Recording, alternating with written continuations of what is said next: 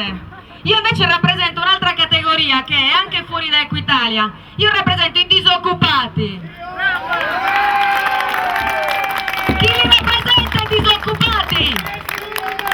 Noi non abbiamo neanche le cartelle da pagare perché in realtà non ci abbiamo proprio niente.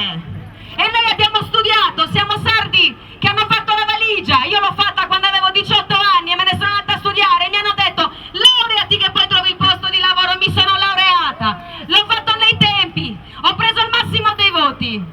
Poi mi hanno detto che dovevo prendere il master perché la laurea non era più sufficiente e allora ho dovuto vincere una borsa di studio perché i soldi non ce li avevo e ho dovuto fare un master. Ho fatto il master.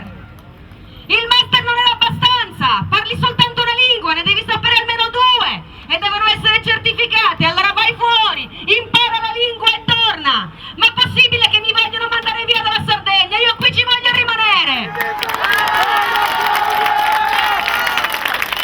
Io qui ci voglio rimanere.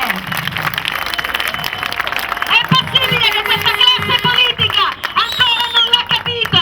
Qui ci sono pastori, ci sono operai, agricoltori, ci sono il movimento dei commercianti, ci sono anche i disoccupati, i giovani laureati. Noi abbiamo il diritto di stare qua, abbiamo il diritto di star bene, abbiamo il diritto di avere il nostro. Qui non stiamo chiedendo null'altro che ciò che è nostro e si chiama dignità.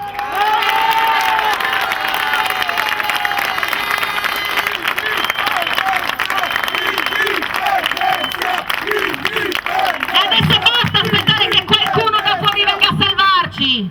Qui siamo anni che ci hanno detto che qualcuno verrà a salvarci e noi però ci abbiamo creduto, ci siamo seduti e abbiamo aspettato che qualcuno venisse a salvarci. Adesso basta, noi non abbiamo più intenzione di aspettare nessuno, per cui adesso ci rimbocchiamo le maniche